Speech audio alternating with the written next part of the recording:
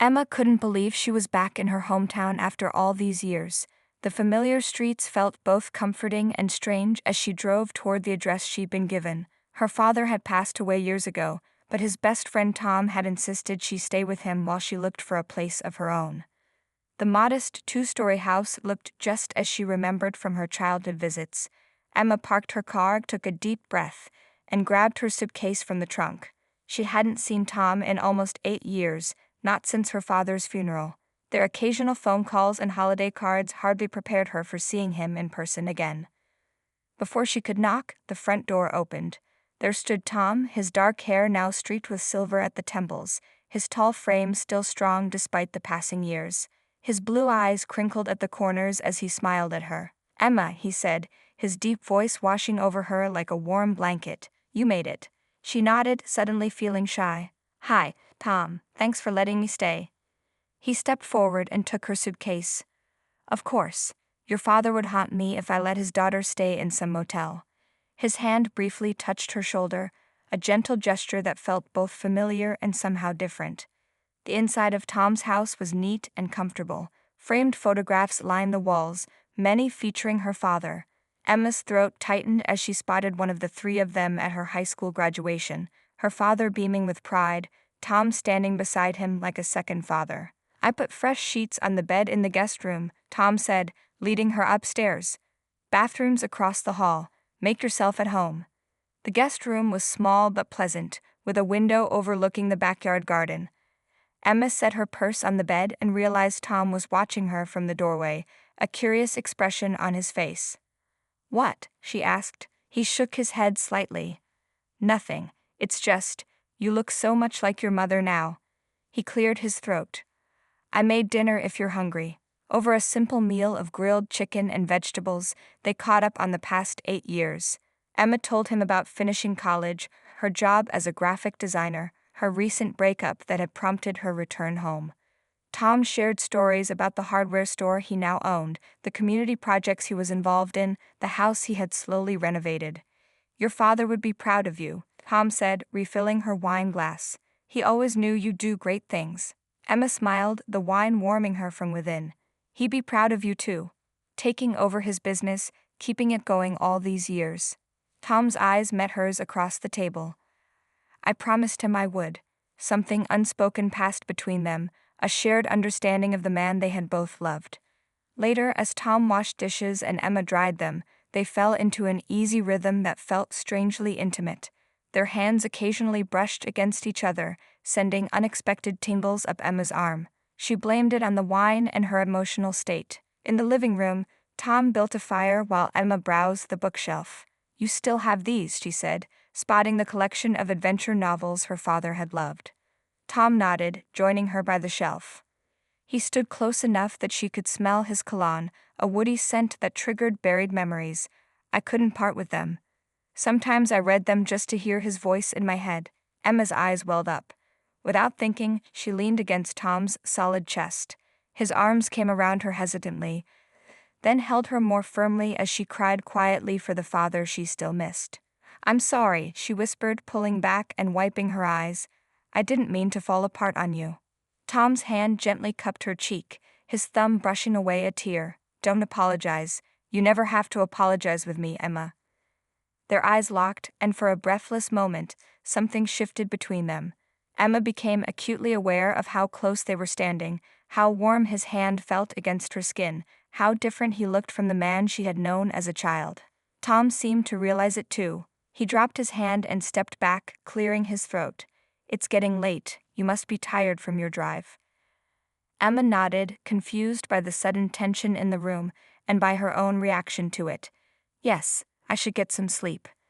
As she climbed the stairs to her room, Emma couldn't shake the strange feeling that had come over her. This was Tom, her father's best friend, practically family. Yet something had changed. Alone in the guest room, surrounded by shadows of the past, Emma wondered what the coming days would bring as she settled into this new chapter of her life. The morning sunlight streamed through the guest room window, waking Emma from a deep sleep. For a moment, she forgot where she was, then remembered. Tom's house. She could hear movement downstairs, the smell of coffee drifting up to her room. Emma dressed quickly in jeans and a soft blue sweater, running a brush through her long brown hair before heading downstairs. Tom stood at the stove, his back to her, making breakfast. He wore a simple t-shirt that showed off his broad shoulders, faded jeans hugging his tall frame. "Morning," she said, surprised by the slight nervousness in her voice. Tom turned, spatula in hand, and smiled. "Good morning. Coffee's fresh if you want some." As Emma poured herself a cup, she found herself watching Tom's hands as he flipped pancakes. His fingers were long and strong, weathered from years of work at the hardware store. She remembered those same hands teaching her to fish when she was 12, bandaging her knee when she fell off her bike at 14. Now, at 28, she noticed things about them she never had before. "Sleep okay?"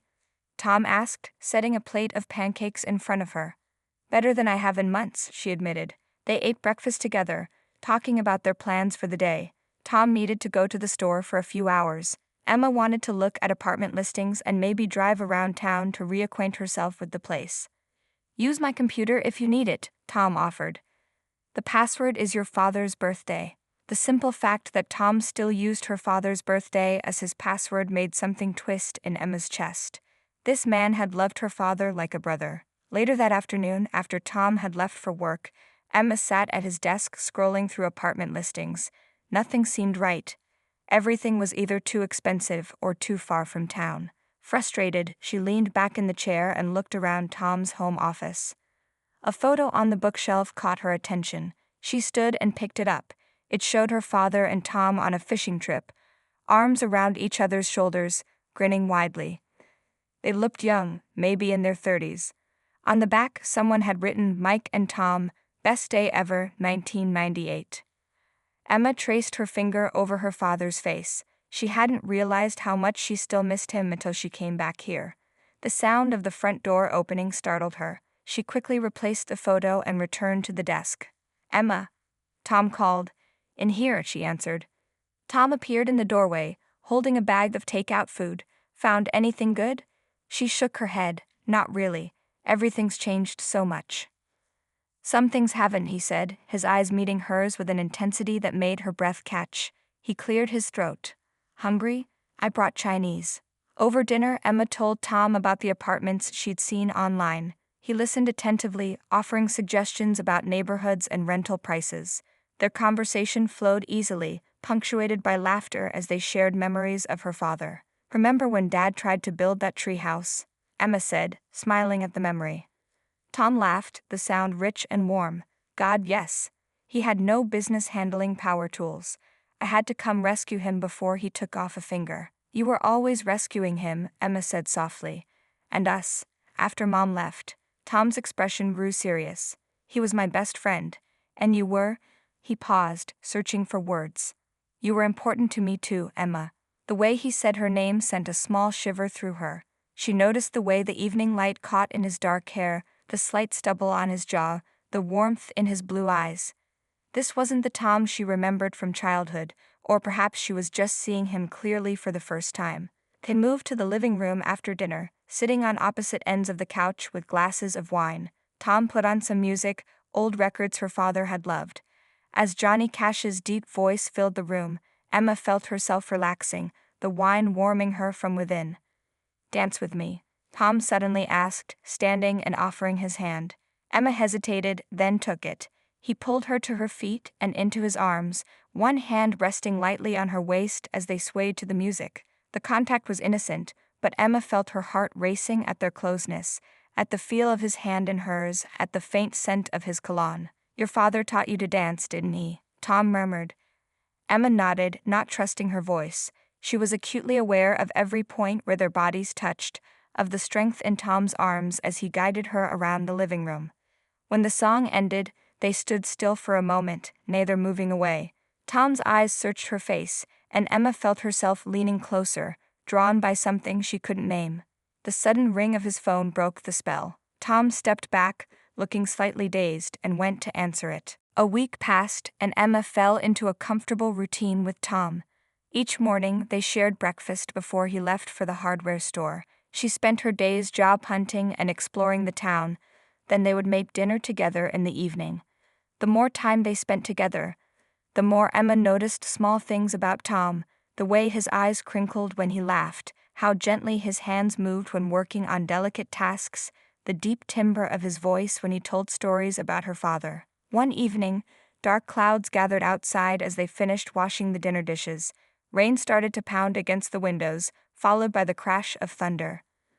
"Looks like a big one," Tom said, drying his hands on a kitchen towel. Emma jumped as a particularly loud thunderclap sounded overhead. "I've never outgrown being scared of storms," she admitted. Tom smiled. "I remember. You used to hide under your bed during thunderstorms when you were little." "Dad would sit on the floor and tell me stories until I fell asleep," Emma said, the memory bittersweet. The lights flickered once, twice, then went out completely, plunging the house into darkness. Emma gasped. "Don't worry," Tom's voice came from the darkness. "I've got candles in the drawer. Stay where you are." She could hear him moving, opening the drawer, the scratch of a match. Then a warm glow filled the kitchen as he lit a candle. His face looked different in the flickering light, shadows playing across his strong features, making him look somehow more handsome, more mysterious. "Let's light a few more and take them to the living room," he suggested. With several candles providing soft illumination, they settled on the couch. The storm intensified outside, rain lashing against the windows. Emma shivered despite the warm evening. "Cold?" Tom asked. She nodded, and he disappeared for a moment, returning with a soft blanket that he draped around her shoulders. As he did so, his fingers brushed against her neck, sending unexpected warmth through her body despite the cool air. "Better?" he asked, his voice lower than usual. "Yes," she whispered. He sat down beside her, closer than before, and she found herself leaning slightly toward him, drawn by his warmth, his presence. "You know what we need?" Tom said suddenly. "Hot chocolate. The way your dad used to make it during storms." The mention of her father created a complicated knot of emotions in Emma's chest. She watched as Tom moved to the kitchen, working by candlelight to heat milk on the gas stove. There was something intimate about watching him move in the dim light, making something special just for her.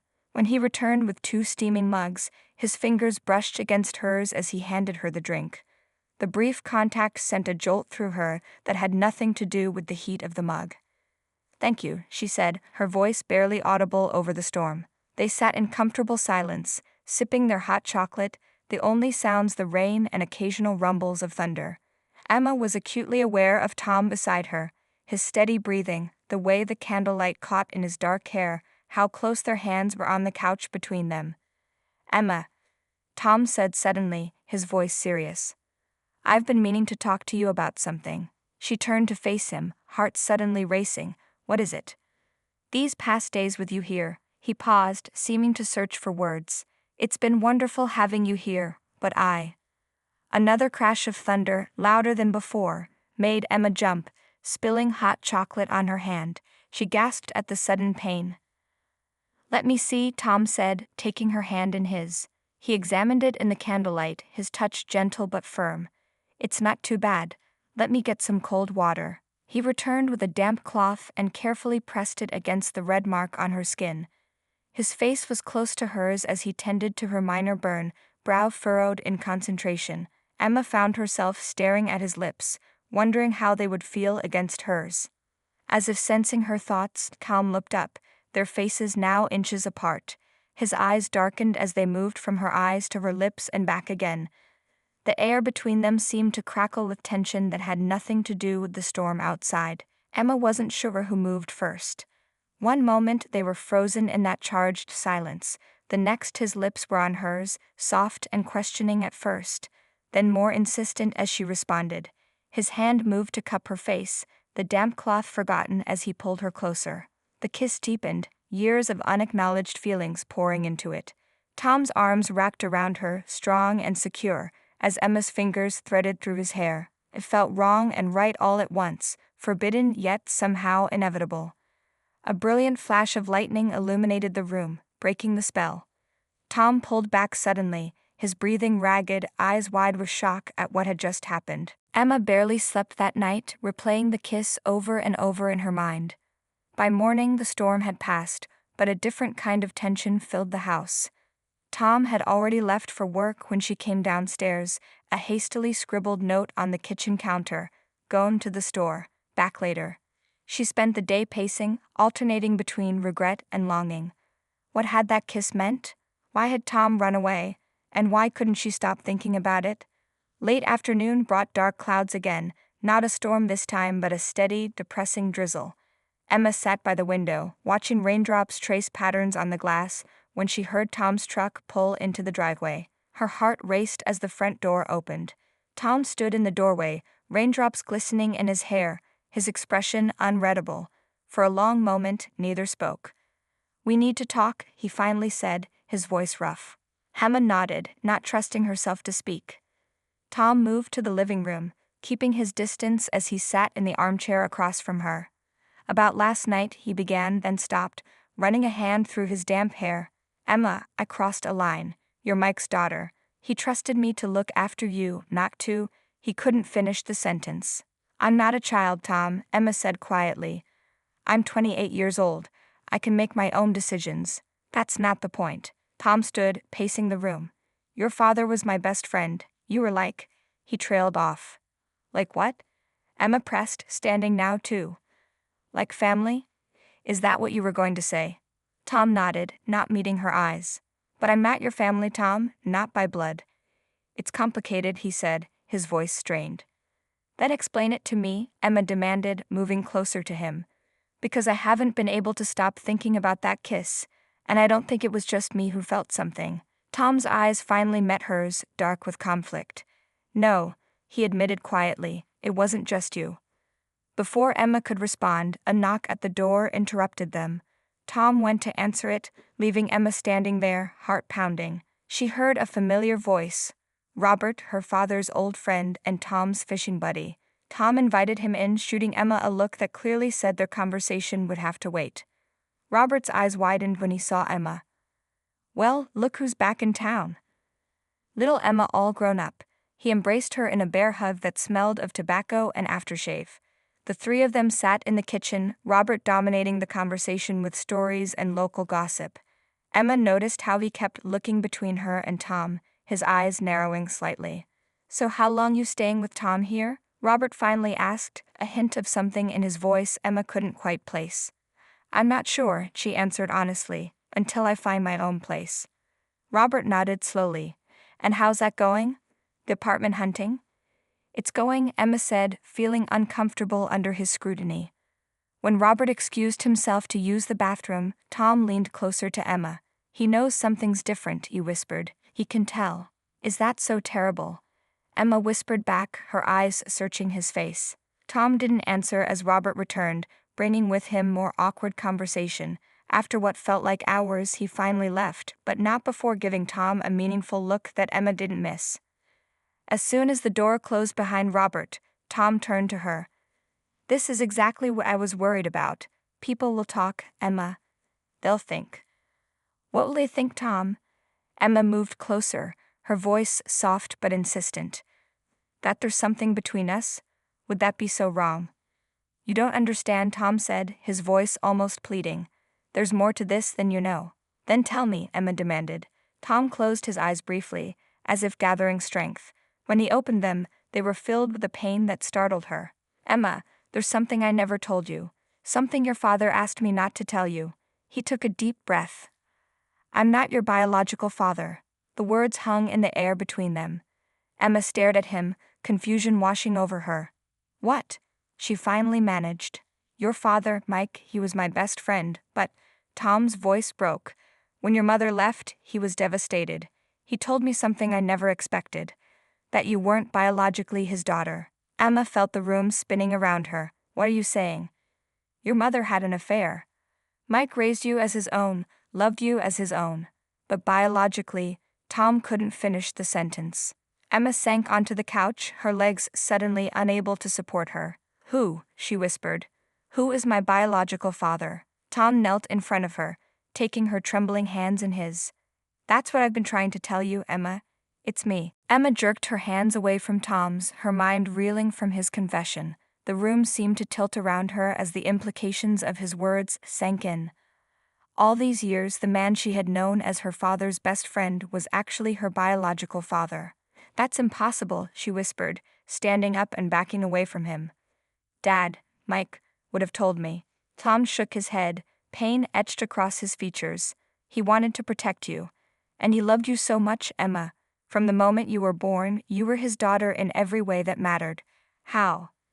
Emma demanded, anger rising through her confusion. How did this happen?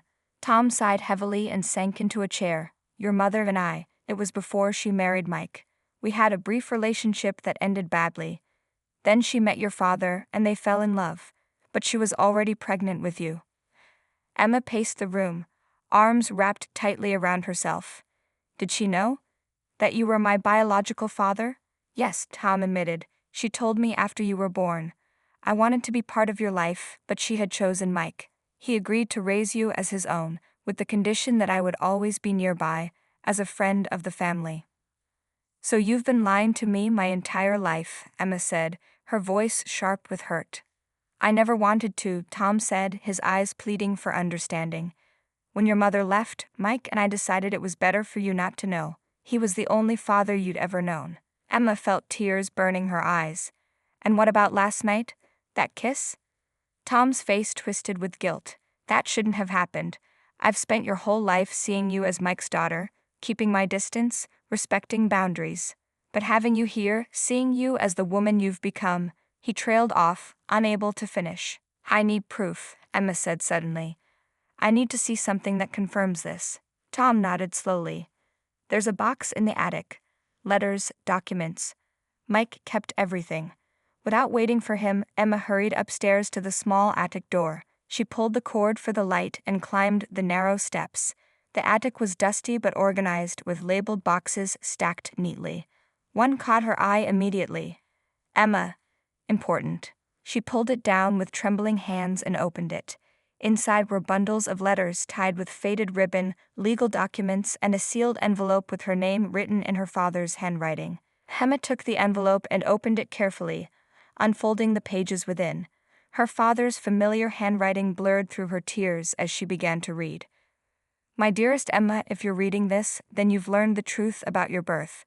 I want you to know that being your father has been the greatest joy of my life. Biology doesn't make a family, love does. And I have loved you from the first moment I held you in my arms. The letter continued, explaining everything, how he had fallen in love with her mother knowing she was pregnant with another man's child, how he had agreed to let Tom remain in their lives, how he had never regretted his decision to be her father. The last paragraph made her breath catch. Tom has honored our agreement all these years, staying in the background while I had the privilege of raising you. He has loved you from afar, as an uncle might love a niece. If I'm gone now and you two have found each other, please don't judge him or yourself too harshly for any feelings that might develop. You're both adults, and the boundaries we created were for a child, not the woman you've become. Emma clutched the letter to her chest, tears flowing freely now. Next to it in the box was a legal document, adoption papers.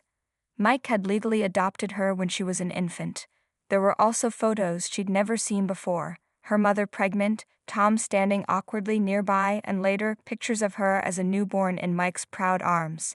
She heard footsteps on the attic stairs and looked up to see Tom standing there, uncertainty written across his face. You knew I'd find out eventually, Emma said, her voice thick with emotion. That's why you were so confused when I came back, why you pulled away after the kiss. Tom nodded, keeping his distance. I never expected to feel what I felt last night. It caught me off guard. For most of your life, I've seen you as Mike's daughter, someone I cared for but kept at a proper distance. Then suddenly you were here, a grown woman, and I found myself feeling things I had no right to feel. Emma held up her father's letter. He knew this might happen. He wrote about it. Tom's eyes widened slightly. Mike always was wiser than both of us.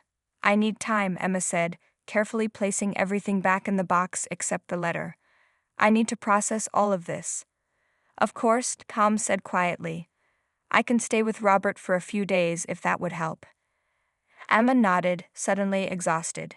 I think that would be best. 3 months passed like a slowly turning page. Emma found an apartment downtown, a small one-bedroom above the bookstore where she had landed a job managing their website and social media.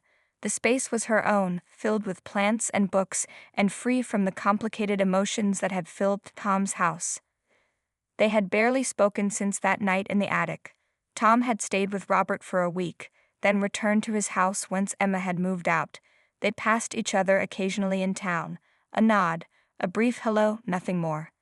The distance was necessary, Emma knew, but it ached like a physical wound. In those months, Emma had done a lot of thinking, a lot of reading. She'd found a therapist in the next town over, someone who didn't know her family history, and spent hours unpacking the revelation that had turned her world upside down. She'd read and reread her father's letter until she knew every word by heart. On a crisp autumn afternoon, Emma finally made her decision. She texted Tom a simple message. "Can we meet?" "The coffee shop on Main, 3 p.m. tomorrow." His reply came quickly, "I'll be there." The next day, Emma arrived early, choosing a table in the corner away from the windows, her hands wrapped around a mug of chai tea, seeking its warmth as she waited. At precisely 3 o'clock, the bell above the door chimed, and Tom walked in. He looked different somehow, a little thinner, his hair slightly longer. His eyes found hers immediately, and Emma felt her heart quicken despite herself. He ordered a coffee at the counter before joining her, sitting down carefully as if afraid she might bolt. "Thank you for coming," Emma said, breaking the silence between them. "Of course." Tom's voice was quiet, reserved. "How have you been?" "Better," she answered honestly. "I've been seeing someone. A therapist," she clarified quickly, noting the flash of something in his eyes. "It's helped to talk about everything." Tom nodded. "That's good. I've been doing the same, actually." This surprised her. "You have?" "Robert suggested it. Said I've been walking around like a ghost." Tom's fingers tapped nervously on his mug. He was right. They sat in silence for a moment, the buzz of the cafe around them creating a cocoon of privacy. "I've been thinking about what Dad wrote in his letter," Emma finally said. "About how the boundaries they created were for a child, not the woman I've become." Tom's eyes met hers, cautious but intent. "I've thought about that too. The thing is," Emma continued, her voice growing stronger, "I've spent 3 months trying to sort out what I feel. About Dad, about you, about who I am now that I know the truth. And I've realized something important." "What's that?" Tom asked softly. "The kiss we shared that night, it wasn't wrong because of biology, it was complicated because of history." Emma leaned forward slightly. "You were never a father to me, Tom. You were my dad's friend, someone I looked up to, but not my father. Mike was my father in every way that matters." Tom nodded slowly. "He was a better father than I could have ever been." "That's not the point," Emma said. "The point is that what I felt that night, what we both felt, it wasn't wrong because of DNA. It was confusing because of our shared past, because of the secrets." Tom's hand, resting on the table, twitched slightly as if he wanted to reach for hers but stopped himself. "What are you saying, Emma?" "I'm saying that I'd like to get to know you. The real you. Not as my dad's friend, not as my biological father, but as Tom. The man you are now." Emma took a deep breath. "If that's something you want too." The hope that flickered across Tom's face made Emma's heart skip. "I'd like that," he said, his voice rough with emotion. "But Emma, people in this town have known us for years. They'll talk." "Let them," Emma said with a confidence that surprised even her. "We're not doing anything wrong. We're two adults getting to know each other. Whatever happens beyond that, if anything does, that's for us to decide, not them." Tom's hand finally moved, covering hers on the table. His touch was warm, tentative, a question rather than a demand. "I've missed you," he said simply. Emma turned her hand over, letting their palms meet, fingers intertwining. "I've missed you too." They talked for hours, the afternoon sun slanting through the windows, turning to dusk as they ordered second drinks, then dinner. They spoke of everything and nothing, books they'd read, movies they'd seen, memories of Mike they both cherished. For the first time, they were simply two people learning each other, free from the weight of secrets. When they finally left the cafe, Tom walked Emma to her car. Under the soft glow of a streetlight, she stood on tiptoe and placed a gentle kiss on his cheek. "Good night, Tom," she whispered. 6 months later, Emma stood in her apartment, surveying the boxes stacked neatly against the wall. Most of her belongings were already packed, ready for the move tomorrow. Only a few personal items remained: the photos on her nightstand, clothes for the morning, and the small box of letters and documents that had changed her life. The bell rang, and she smiled, knowing who it was before opening the door. Tom stood there, a bottle of wine in one hand and takeout in the other. "Last night in the old place," he said, stepping inside and placing a gentle kiss on her lips. "Thought we should celebrate." Their relationship had evolved slowly, deliberately, over the past months. Weekly coffee dates became dinner twice a week, then weekends spent together hiking in the nearby mountains or watching old movies on Tom's couch. They had taken their time, building something new and honest between them. Not everyone had understood. Robert had been suspicious at first, his eyebrows raising when he'd spotted them holding hands at the local diner. A few other townspeople whispered behind their backs, but Emma had stood firm, and Tom had followed her lead, refusing to hide or apologize for their growing feelings. Emma took the wine from Tom and found glasses while he set out the food on the small kitchen counter, the only surface not covered in packing tape and bubble wrap. "Nervous about tomorrow?" Tom asked, handing her a plate of Thai food. Emma considered the question as they settled on the couch. "A little. It's a big step."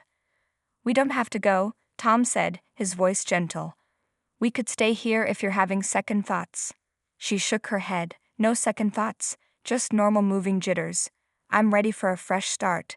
They had decided to move to Portland, a city large enough to offer Emma more job opportunities in graphic design and far enough from their hometown to give them space to be themselves without the weight of history pressing down on them. Tom had surprised her by being eager for the change, putting his house up for sale and arranging to turn the hardware store over to his assistant manager. "I spoke to my therapist today," Tom said, setting down his fork. "Last session before the move. She thinks we've done this the right way, taking our time, working through our issues separately before trying to build something together." Emma nodded. "Mine said the same thing. That what matters isn't how relationships begin, but how they're nurtured." Tom reached for her hand, his thumb tracing circles on her palm. "I never expected this, Emma. After everything that happened, I thought the best I could hope for was that someday you might forgive me for keeping the truth from you. And I never imagined I'd be moving to a new city with you," Emma said with a soft laugh. "Life's full of surprises." They finished their meal and opened the wine, sitting close together on the couch, Tom's arm around her shoulders, her head resting against his chest. Outside, rain began to fall, pattering against the windows. "Remember that night?" Tom asked, his voice low near her ear. "The thunderstorm, the power outage." Emma looked up at him, remembering the candlelight, the kiss that had started everything. "How could I forget?" His fingers traced her jawline gently. "I was so confused then, so conflicted. Now everything feels clear." Their lips met in a slow, deep kiss. Emma felt the familiar heat building between them, the connection that had grown stronger with each passing month. Tom's hands moved to her waist, drawing her closer. "We should finish packing," Emma murmured against his mouth, even as her fingers worked at the buttons of his shirt. Later, Tom whispered, his lips moving to her neck. "We have all night." In the bedroom, they undressed each other slowly, savoring each touch, each kiss. This wasn't their first time together. That had happened 2 months earlier, a night of tender discovery after a long conversation about boundaries and expectations. But tonight felt significant, marking the end of one chapter and the beginning of another. Tom laid her gently on the bed, his body covering hers, his eyes never leaving her face. "I love you, Emma," he said, the words still new enough to make her heart race. "I love you too," she replied, pulling him down to her. Afterward, they lay tangled together in the sheets, Emma's head on Tom's chest, listening to his heartbeat slowly return to normal. Outside, the rain had stopped and moonlight filtered through the curtains, casting silver patterns across the bare walls of her soon-to-be former apartment. "Are you sure about tomorrow?" Tom asked, his fingers trailing through her hair. "About us?" Emma propped herself up on one elbow, looking into his eyes. "I've never been more sure of anything. My father was right. Biology doesn't make a family. Love does." Tom pulled her close again, his arms strong and secure around her. "To new beginnings," he whispered. "To new beginnings," Emma echoed, closing her eyes and feeling, for the first time in a long while, completely at peace.